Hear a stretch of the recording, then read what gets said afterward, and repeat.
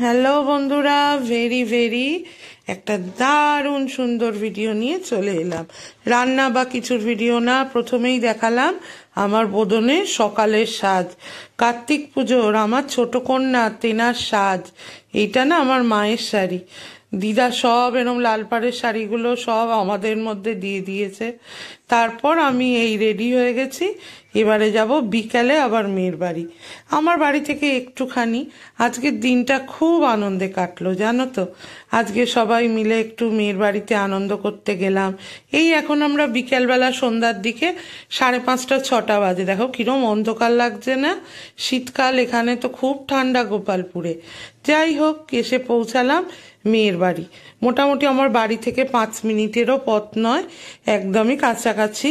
তাও ওই পায়ে ব্যথার জন্য আর হাঁটা চলা বেশি খুব একটা করা বারণ আছে, তাই জন্যে অল্প অল্প হাঁটতে বলেছে, একটা না হাঁটা, পা ভাঁজ করে বসা। এই দেখো আমার মেয়ের ঘরে এসে আমি হাজির হয়ে গেছি। এই হলো আমার মেয়ের শাশুড়ি মা আর ননদ, আর এই হলো আমার বাবু আর আমার নায়িকা। এই হলেন আমার কর্তা, দিনেশের বাবা, মানে আমার আশপাশের কিছু লোকজন। এইটা ওদের 3তলার উপর ঠাকুর ঘরের সামনে যে আরেকটা ঘর, সেখানে ওরা পুজোর আয়োজন করেছে। এই হলো আমার কার্তিক মশাই। কিরম হয়েছে গো আমার কার্তিক ঠাকুরটা, দেখো তো। আমার ছেলে ফেলেছে, তার বড়দি ভাই ফেলেছে। আর কি, এই সব আনন্দ দেখতে দেখতে মনটা যেন ভরে যায়। সারাদিন এই মেয়েটা আমার উপোস থেকে এই পুজোয় বসে গেছে। আমরা তার আগেই সেই সময়ই চলে গেছিলাম।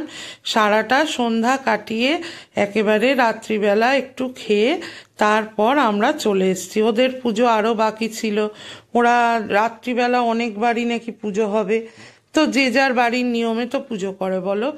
কখনো কারুর বাড়ি একবারেই হয়ে যায় কার্তিক পুজো, কারুর আবার অনেকগুলো রাতে নাকি পুজো হয়। তো যাই হোক, তারা যেরম আয়োজন করেছে তাদের ব্যাপার। আমার কথা হলো আমার মেয়ের মনস্কামনা যেন পূর্ণ হয়। তোমরা সবাই ওকে দুহাত ভরে আশীর্বাদ করো, যেন ওর থেকে বড় যারা তাদের সবাই ওকে আশীর্বাদ করো, ও যেন ভালো থাকে, জীবনে আরও যেন প্রতিষ্ঠিত হতে পারে। আমার পুচু আর শুভম মিলে পুজোয় বসেছে, আমরাই দেখছিলাম। পাশে বসেছিল ওর এক জেঠিমা, যে নিচে থাকেন। ওই সব গল্প গুজব করে দিনটা কাটলো, এত আনন্দে কাটলো আজকের দিনটা যে কি বলবো। এইখানটায় ওদের আবার ওই রান্নাঘরের সামনে, ওপরের ঘরের সামনের জায়গাটা, আর এই ছোট্ট একটা ছাদ আছে, এখানে ওরা 4-5টা টেবিল পেতে এরকমভাবে লোকজন যারা নিমন্ত্রিত আছে তাদের খাওয়ান দাওয়ান করাবে। তো এই ছিল তার পুরো পরিকাঠামো। তোমাদের সঙ্গে রাত্রিবেলা এই বাড়ি ফিরে রাত এখন 10টা পার। যাই হোক, বসে বসে এখন এই ভয়েস ওভারটা দিলাম। আমি তো ছোট্টভাবে ভিডিও করি, আর আমার ভিডিওগ্রাফার হলো আমার ছেলে। তাকে বলে কয়ে বুঝিয়ে বাজিয়ে যেটুকু হয় আর কি, তাও সুন্দরই করতে শিখে গেছে। আমার কাছে এই অনেক ভালো, তাও তো আমি একটু তোমাদের সাথে কথা বলতে পারি। দেখো, আসল কথাটাই বলিনি।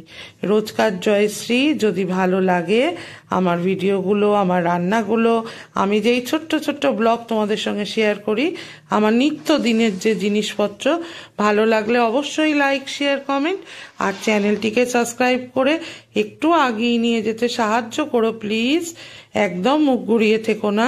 একটু ভুল ত্রুটি হলে কাকিমা জেঠিমা ভেবে একটু ক্ষমা ঘেন্না করে দিও। আমার কার্তিক মশাই নানান কাজে ব্যস্ত। এখন আমরা চলে এসেছি আমার মেয়ের ঘরে বসে, আবার একটু গ্যাজানো ট্যাজানো হলো, গল্প গুজব যা হয় আর কি সারাদিন।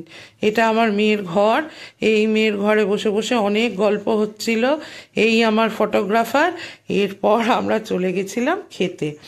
টুকটাক যা ওরা প্রসাদী আয়োজন করেছে সেটাই একটু খেলাম। যাই হোক, ছোট্ট করে একটা ব্লগ তোমাদের সঙ্গে শেয়ার করলাম। আজকের দিনটা খুব আনন্দে কাটলো। তোমাদেরও নিখাত নানান বাড়িতে, নানান কারুর বাড়িতে কার্তিকও পড়তে পারে, আবার কেউ কেউ কার্তিক পুজোর নিমন্ত্রণও পেতে পারো। কি বলো, ভুল বললাম? যদি ঠিক বলি তাহলেও কিন্তু জানিও, আর ভুল বললেও একটু জানিও। যাই হোক, আজকের ব্লগটা খুব আনন্দ করে করলাম। তোমাদের কতখানি ভালো লাগবে জানি না, আমার তো বেশ ভালো লাগলো। এবারে আমরা গুটি গুটি পায়ে কালকে আবার আমার ফিরতে হবে বাড়ি, মানে বাঘাযতীন। তো আমি রওনা দিলাম। তখন প্রায় 9:30 বেজে গেছে। আবার এই বাড়ির পথে ফেরা আমার গোপালপুরের বাড়িতে। এখান থেকে আজকে মোটামুটি আমি সমস্ত আয়োজন সব দেখে আনন্দ করে এবারে বাড়ির দিকে ফিরে এলাম। তাহলে আজ আসি, টাটা।